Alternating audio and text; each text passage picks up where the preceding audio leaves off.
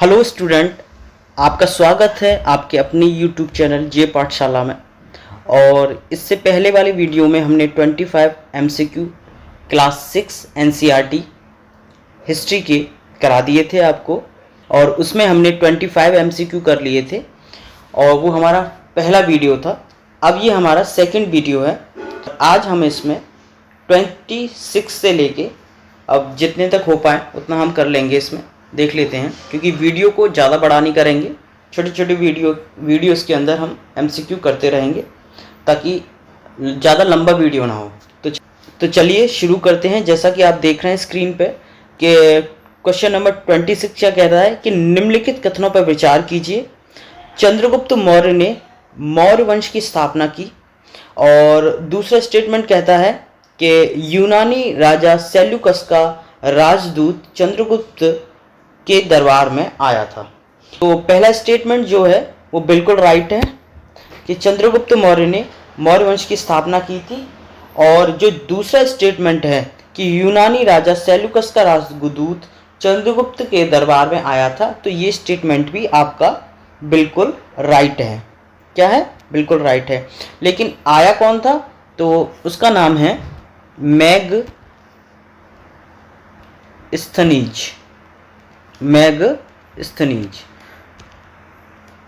ये आया था और इसने क्या किया था, इसने एक बुक लिखी थी। ये उसके दरबार में रहता था और इसने एक बुक लिखी थी, उसका नाम था इंडिका। क्या नाम था उसका? इंडिका। तो एग्जाम में पूछ लिया जाता है, इसलिए आप याद रखिएगा कि चंद्रगुप्त मौर्य के दरबार में जो यूनानी राजदूत आया था, सेल्यूकस निकेटर ने जो भेजा था, तो वो था मेगस्थनीज, और उसने एक बुक लिखी थी, इसका नाम था इंडिका। तो ये जो क्वेश्चन है हमारा, इसका जो राइट आंसर है वो है आपका सी। नेक्स्ट क्वेश्चन देख लेते हैं। तो क्वेश्चन नंबर 26 कहता है कि निम्नलिखित में से कौन से स्थलों पर मौर्यकालीन अभिलेख मिले हैं। तो मौर्यकालीन अभिलेख जो है ना, वो आपको मिले हैं कलसी से, सोपरा से, मस्की से, जौगढ़ से, कंधार से। तो इन सब से आपको क्या मिले हैं? मौर्यकालीन अभिलेख इन सब जगह से मिले हैं। तो इसका जो राइट आंसर होगा वो होगा आपका डी। ठीक है, तो चलिए आपका नेक्स्ट क्वेश्चन देख लेते हैं। तो क्वेश्चन नंबर 28 क्या कहता है कि निम्नलिखित कथनों पर विचार कीजिए। पहला स्टेटमेंट कहता है कि अशोक के ज्यादातर अभिलेख जो है वो खरोष्ठी लिपि में है। दूसरा स्टेटमेंट कहता है कि अशोक ने विदेशों में भी धम्म प्रचार किया। तीसरा स्टेटमेंट कहता है कि अशोक महावीर स्वामी के समकालीन थे। तो हमें इसमें से उपरोक्त कथनों में से असत्य कथन बताना है। हमें क्या बताना है? इसमें से असत्य कथन को बताना है कि इसमें से कौन सा कथन जो है, कौन सा स्टेटमेंट जो है वो क्या है, रॉन्ग है। तो आपका जो पहला स्टेटमेंट है कि अशोक के ज्यादातर अभिलेख खरोष्ठी लिपि में मिले हैं, तो ये स्टेटमेंट आपका बिल्कुल रॉन्ग है। इसलिए रॉन्ग है कि अशोक के जो अभिलेख है ना, वो ज्यादातर प्राकृत भाषा में और ब्राह्मी लिपि में मिले हैं। ऐसा नहीं है कि खरोष्ठी में नहीं मिले, लेकिन ज्यादातर जो है वो प्राकृत में मिले हैं। तो ये स्टेटमेंट तो बिल्कुल रॉन्ग हो गया। दूसरा स्टेटमेंट है कि अशोक ने विदेशों में धम्म प्रचार किया, ये बिल्कुल ठीक है। और तीसरा स्टेटमेंट है कि अशोक महावीर के समकालीन थे, तो ये स्टेटमेंट भी पूरी तरीके से रॉन्ग हो गया कि अशोक जो है महावीर के समकालीन थे। तो अशोक जो है वो महावीर के समकालीन नहीं थे। ठीक है, ना वो बुद्ध के थे ना वो जैन के थे, तो इनके समकालीन अशोक नहीं थे। क्वेश्चन नंबर 29 देख लेते हैं। क्वेश्चन नंबर 29 क्या कहता है? क्वेश्चन नंबर 29 कहता है कि निम्नलिखित युग्मों पर विचार कीजिए। और एक तरफ दे रखा है व्यापारिक स्थल और दूसरी तरफ दे रखा है वर्तमान में राज्य। तो उपरोक्त युग्मों में से कितने युग्म सही सम्मिलित हैं आपको बताना है। तो मैं आपको बताऊं कि ये जो बेरी गाजा है वो क्या है, वो गुजरात में आज का। और जो मछलीपट्टनम है, मछलीपट्टनम, वो आंध्र प्रदेश है, वो तमिलनाडु नहीं है। आज का जो है आंध्र प्रदेश है। क्या है? आंध्र प्रदेश। ठीक है, इस बात को याद रखिएगा। ये जो है आपका पुडुका, ये आपका आंध्र प्रदेश नहीं है, ये क्या है? ये है पुडुचेरी, पुडुचेरी। ठीक है, तो ये गलत हो गया और ये गलत हो गया और ये राइट है। ये आज का वर्तमान में गुजरात में है। और ये है चौथा मुजरिस, और ये कहाँ है? ये केरल में। ये राइट है। तो इसमें कितने युग्म ठीक हुए? तो इसमें जो है केवल 2। इसका जो राइट आंसर है वो है बी। इसमें कौन कौन से युग्म ठीक है? एक ठीक है पहला वाला और एक ठीक है चौथा वाला। तो केवल 2 युग्म ठीक हैं। ओके, याद रखिएगा। चलिए क्वेश्चन नंबर 30 देख लेते हैं। इसमें क्या बोल रहे हैं? ये इसमें बोल रहे हैं कि प्राचीन काल के भारत पर आक्रमण के संबंध में निम्नलिखित में से कौन सा एक सही कालानुक्रम है? ठीक है, तो सबसे पहले किसने आक्रमण किया था, फिर उसके बाद किसने किया था, फिर उसके बाद किसने किया था? तो इसमें ये पूछ रहा है। तो मैं आपको बता दूं, इसका जो राइट आंसर है वो है ए। पहले यूनानी आए, फिर शक आए, फिर कुषाण आए। ठीक है, तो इसका जो राइट आंसर है वो है ए। चलिए तो आइए क्वेश्चन नंबर 31 देख लेते हैं। जो पहला है धोली, ये कहाँ है?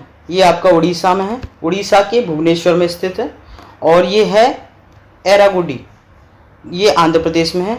यहाँ पे थोड़ा सा प्रिंटिंग मिस्टेक, यहाँ पे ऐसे लिखा हुआ है, ये गुंडी, गुंडी ऐसे लिखा हुआ है ये। ठीक है, तो ये भी बिल्कुल ठीक है।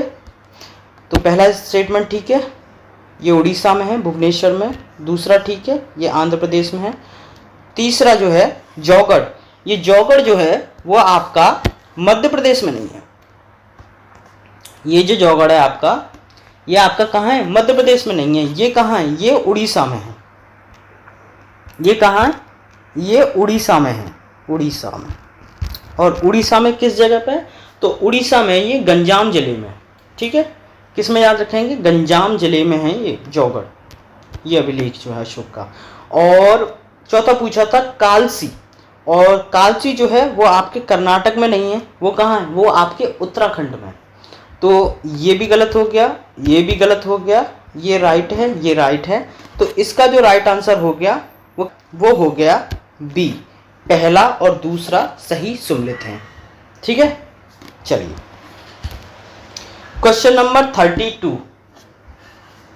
क्वेश्चन नंबर 32 क्या कहता है कि निम्नलिखित में से किस शासक ने अपनी प्रजा को इस अभिलेख के माध्यम से परामर्श दिया कि कोई भी व्यक्ति जो अपने संप्रदाय को महिमा मंडित करने की दृष्टि से अपने धार्मिक संप्रदाय की प्रशंसा करता है या अपने संप्रदाय के प्रति अत्यधिक भक्ति के कारण अन्य संप्रदाय की निंदा करता है, वह अपितु अपने संप्रदाय को गंभीर रूप से हानि पहुंचाता है।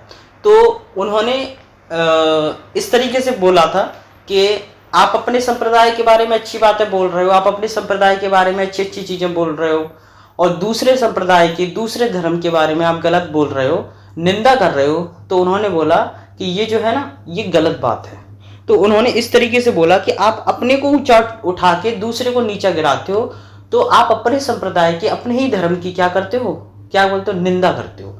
तो इस तरीके से उन्होंने इसमें एक परामर्श दिया है, एक राजा होने के नाते एक तरह की सलाह दी है कि इस तरह के काम जो है, इस तरह के जो वार्तालाप है, इस तरह के जो काम है अभद्रता वाले, वो इंसान को नहीं करनी चाहिए। अपने संप्रदाय की आप इज्जत करते हैं तो आपको दूसरों के संप्रदाय की भी इज्जत करनी चाहिए। तो इसलिए इसका जो राइट आंसर है, ये पूछ रहे हैं कि ये बात जो है वो अभिलेखों के माध्यम से किसने करी थी। तो आपको पता है कि जो अभिलेख हैं वो ज़्यादातर अशोक के मिले हैं। तो ये जो स्टेटमेंट है वो अशोक के बारे में ही होगा। और अशोक ने अपने अभिलेख के माध्यम से ये बात कही थी। उसने अपनी प्रजा को एक संदेश दिया था अपने अभिलेख में कि इस तरह के काम करना सही नहीं है। ठीक है, तो चलिए अब अपना नेक्स्ट क्वेश्चन देख लेते हैं। Question number 33। तो निम्नलिखित युग्मों पर विचार करें। एक तरफ दे रखा है ग्रामवासी, मतलब जो गांव के अंदर रहते हैं, और एक तरफ दे रखा है उनका नाम। तो ये आपको बताना है कि उपरोक्त युग्मों में से कितने युग्म सही हैं। ये जो दे रखा है हलवार, ये उड़वार के नाम से जाने जाते थे, उड़वार के नाम से जाने जाते थे। ये तो बिल्कुल राइट आंसर है। और ये जो भूमिहीन मजदूर हैं, अदिमई, इस नाम से नहीं जाना जाता था। ये जो भूमिहीन मजदूर हैं, इन्हें इस नाम से नहीं जाना जाता था। इन्हें किस नाम से जाना जाता था? कड़े सियार। किस नाम से जाना जाता था इन्हें? कड़े सियार। ठीक है, तो ये तो आपका स्टेटमेंट सेकंड वाला रॉन्ग हो गया। और बड़े भूस्वामी को बेलल्ला के नाम से जाना जाता था, तो ये बिल्कुल राइट हो गया, इस नाम से जाना जाता था। तो पहला ठीक है और तीसरा ठीक है, दूसरा गलत है। और जो दास होते थे उन्हें कड़े सियार के नाम से नहीं, उन्हें अदिमई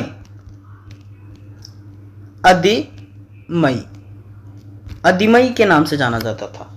तो ये स्टेटमेंट भी आपका क्या हो गया? रॉन्ग हो गया।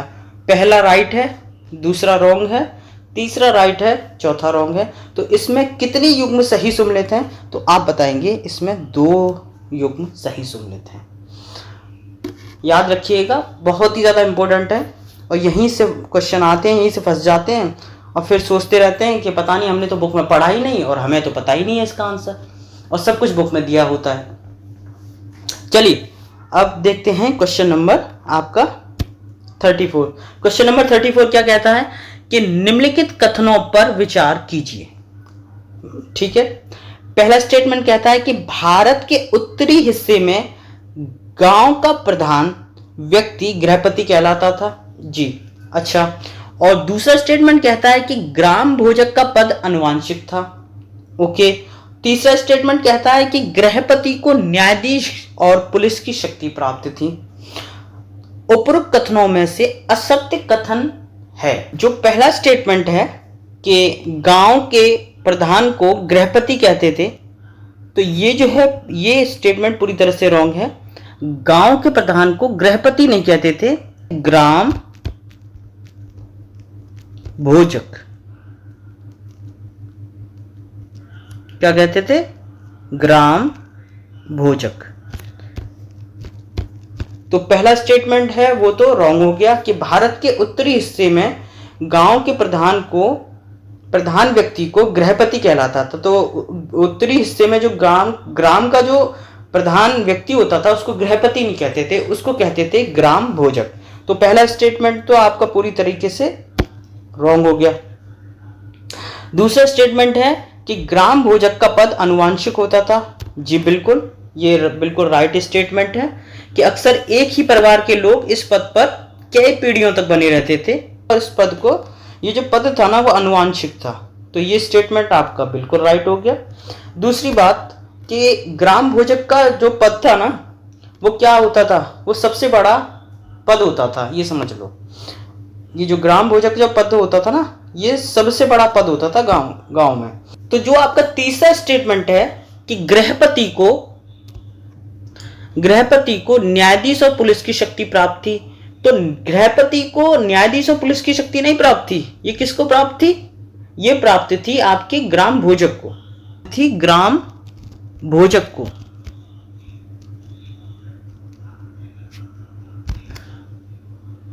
किसको प्राप्त थी?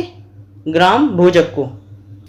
तो ये स्टेटमेंट आपका पूरी तरह से रॉन्ग हो गया, ये भी स्टेटमेंट आपका पूरी तरह से रॉन्ग हो गया। इसमें जो राइट स्टेटमेंट है वो है आपका बी। लेकिन ये पूछ क्या रहा है? उपरोक्त कथनों में से असत्य कथन बताइए। ये तो असत्य कथन है आपका पहला और तीसरा। समझ में आया? चलिए क्वेश्चन नंबर 35 क्वेश्चन क्या कहता है कि मथुरा के संदर्भ में निम्नलिखित कथनों पर विचार कीजिए। मथुरा को कुषाणों ने राजधानी बनाया था।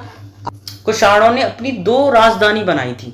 तो पहली थी वो तो यहां दे नहीं रखी, और यहां पूछ रहा है कि मथुरा को कुषाणों ने अपनी राजधानी बनाई थी। तो ये जो राजधानी है ना मथुरा, ये उसकी दूसरी थी।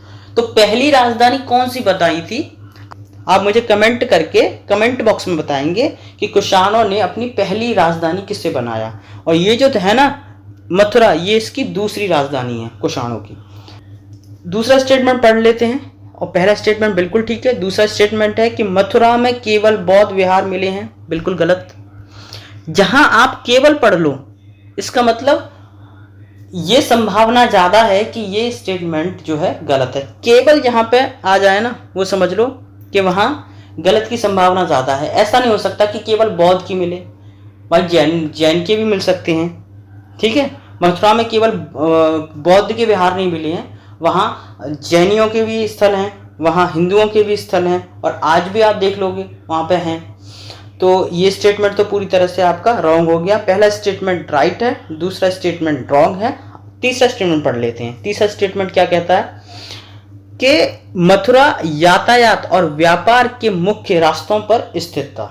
तो क्या ऐसा सही है कि मथुरा जो है वो व्यापार के रास्तों पर स्थित था? तो ये स्टेटमेंट ही भी आपका बिल्कुल राइट हो जाता है। तो इसका जो राइट आंसर है वो है आपका सी। इसका चलिए अब नेक्स्ट क्वेश्चन की तरफ चलते हैं। Question number 36। क्वेश्चन नंबर 36 क्या कहता है कि प्राचीन भारत में देश की अर्थव्यवस्था में अत्यंत महत्वपूर्ण भूमिका निभाने वाले श्रेणी संगठन के संदर्भ में निम्नलिखित में से कौन सा से कथन सही है? तो प्रत्येक श्रेणी राज्य की एक केंद्रीय प्राधिकरण के साथ पंजीकृत होती थी और प्रशासनिक स्तर पर राजा उनका प्रमुख होता था। दूसरा स्टेटमेंट कहता है कि श्रेणी ही वेतन, काम करने के नियमों, मानकों और कीमतों को सुनिश्चित करती थी। तीसरा स्टेटमेंट कहता है कि श्रेणी का अपने सदस्यों पर न्यायिक अधिकार होता था। तो मैं आपको बता दूं कि जो पहला स्टेटमेंट है कि श्रेणी जो है वो केंद्रीय प्राधिकरण के अंतर्गत पंजीकृत थी या प्रशासनिक स्तर पर राजा उसका प्रमुख होता था, तो मैं आपको बता दूं कि श्रेणी जो है ना वो एक व्यापारिक संगठन था। क्या था? एक व्यापारिक संगठन था। संगठन। तो पहला स्टेटमेंट तो आपका रॉन्ग हो गया। दूसरा स्टेटमेंट कहता है कि श्रेणी ही वेतन, काम करने के नियमों और मानकों और कीमतों को सुनिश्चित करती थी। बिल्कुल, ये स्टेटमेंट आपका बिल्कुल राइट है। तीसरा स्टेटमेंट कहता है कि श्रेणी को अपने सदस्यों पर न्यायिक अधिकार होता था।